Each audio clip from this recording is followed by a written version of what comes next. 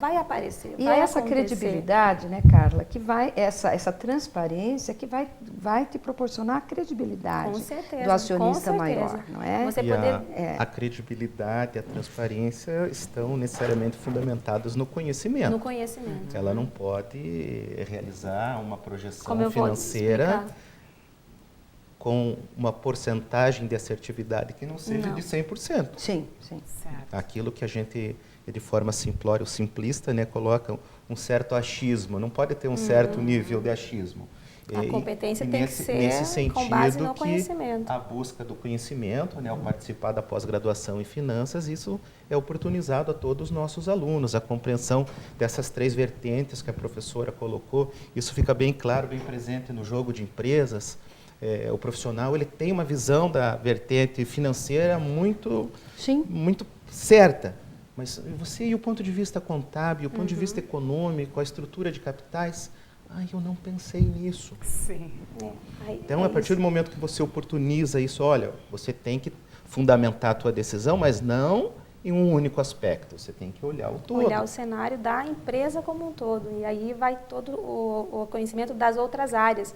O financeiro, ele conhece da área dele, mas Sim. ele precisa conhecer das demais, porque aí ele consegue ver os dois lados, tanto dele como o outro, e entender quando você vai poder atuar e dizer sim, vamos fazer o projeto, o produto, ou não é momento agora. Mas isso ele vai falar porque ele está entendendo o processo da empresa como um todo, departamento de compras, de custo, de marketing, o comercial, vendas. E isso, o financeiro, ele precisa ser treinado para isso. E para isso precisa ter o conhecimento. E é algo que não é assim, você aprendeu e estancou. É um conhecimento contínuo, justo porque a professora colocou, os cenários mudam, a economia muda. Sim. Então, é uma atualização constante, não só da minha área, mas das demais áreas. Eu preciso conhecer o que está acontecendo na área de compras, o que de novo está acontecendo, que vai refletir no financeiro. Eu preciso ver como é que estão sendo feitos os processos de custo e que impacto isso vai trazer para o financeiro. Então, é uma gestão bastante macro, tem que ser olhada de cima para toda a empresa. Seria a palavra-chave que você deixaria para nós, então, né? Essa visão macro de uma organização, para que se conquiste também o que nós colocamos como a questão norteadora, a sustentabilidade e a rentabilidade. Com certeza, com certeza. A professora Cleonice nos colocou os 3 eixos de atuação, que precisaríamos, então o gestor financeiro precisaria estar atento para garantir a sustentabilidade e a rentabilidade. Certo. Dá para repetir novamente os 3 eixos, professora? Nós temos os 3 eixos de operação interna, de operações internas. Então, você tem aí o eixo contábil, que é aquele eixo onde inteligentemente padroniza todos os fatos, as origens do que realmente acontece monetariamente. O segundo eixo é o eixo financeiro.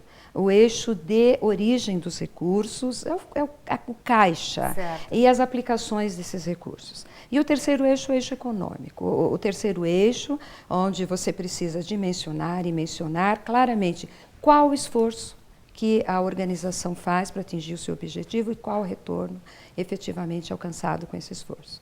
Então, o gerente financeiro, o diretor financeiro, o profissional para atuar dentro da organização e buscar garantir, de certa forma, a rentabilidade e a sustentabilidade, ele precisa trabalhar compativelmente com esses 3 eixos.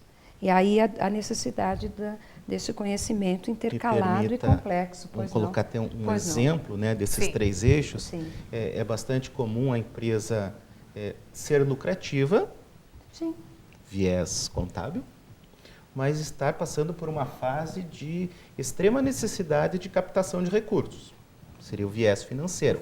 Isso. Muitas vezes o gestor, o proprietário, o gestor da média empresa não consegue entender, mas como que eu preciso buscar recursos se a minha empresa é lucrativa? Certo. E você ainda coloca um terceiro, adiciona um terceiro complicador para ele.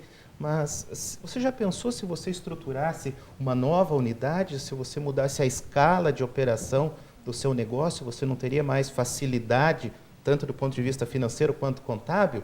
Que é o viés econômico. Que é o viés econômico. Então, como compreender a interação e inter-relação desses três eixos que é o nosso desafio enquanto docentes.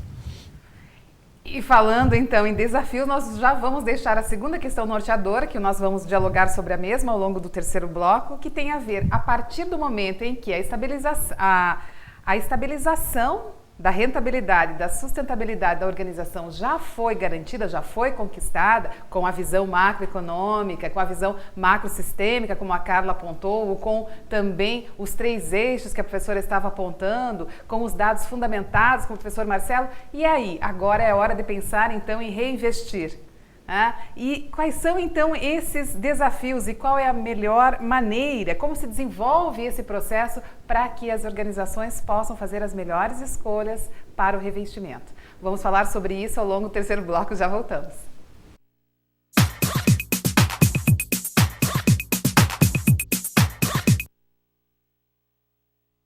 Mais de 50 opções de cursos, 7 áreas do conhecimento, experiência de mais de 1 século. Todo o know-how da FI Business School está à disposição do mercado em 4 áreas de atuação.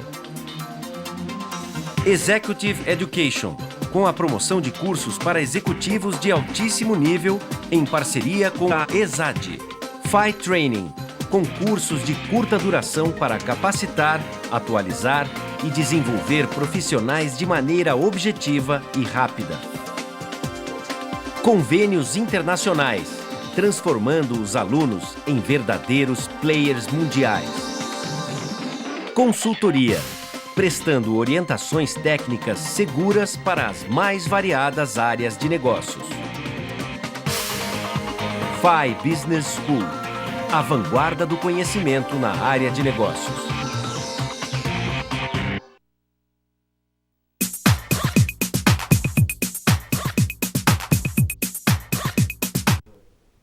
Voltamos para o terceiro e último bloco do programa de hoje, falando sobre gestão de finanças, falando sobre o exercício da função do gestor financeiro. Nós levantamos alguns aspectos ao longo do primeiro e do segundo bloco, nós falamos do perfil desse gestor financeiro, que ainda tem-se a impressão de que é alguém mais sisudo, que é alguém que necessita ter uma imagem mais séria de todo o processo, que a professora vai falar também sobre esse perfil um pouquinho mais ao longo desse bloco, mas a questão que nós deixamos no ar então tem a ver como a partir do momento em que a empresa conseguiu garantir a rentabilidade e a sustentabilidade, bom, então está na hora de se pensar no reinvestimento, não é mesmo? Agora, até para a expansão da organização. E é isso que os nossos professores, nossos convidados vão falar sobre nós ao longo desse terceiro bloco. E aí, agora, nós já conseguimos e nós já conquistamos a rentabilidade, a sustentabilidade, nós estamos lucrando. E agora, professora, vamos pensar em reinvestir. Aí, novamente, um novo desafio.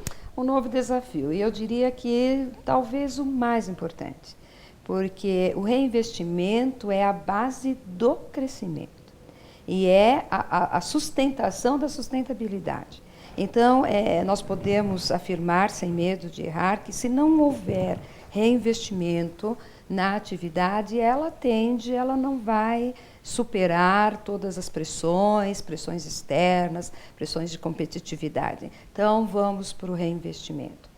É uma questão não muito fácil. Primeiro, porque às vezes você tem o próprio acionista, o próprio empresário, não tem clareza para onde ele deseja ir. Certo. Então, nesse momento, entra novamente o gestor financeiro. Ele tem que apontar as alternativas. E aí é possível também se pensar em 2 grandes focos. Um caminho vamos reinvestir em produção, vamos comprar novos ativos, novos maquinários, vamos produzir mais, vamos atender uma demanda. Como vamos crescer? Que daí seria no sentido da expansão da expansão propriamente dita. Certo. Veja que isso é um projeto importante. Quando ela se propõe a expandir, ela vai reinvestir, ela vai abrir uma nova filial num outro local, ela vai ampliar o seu parque de produção. Isso exige um investimento.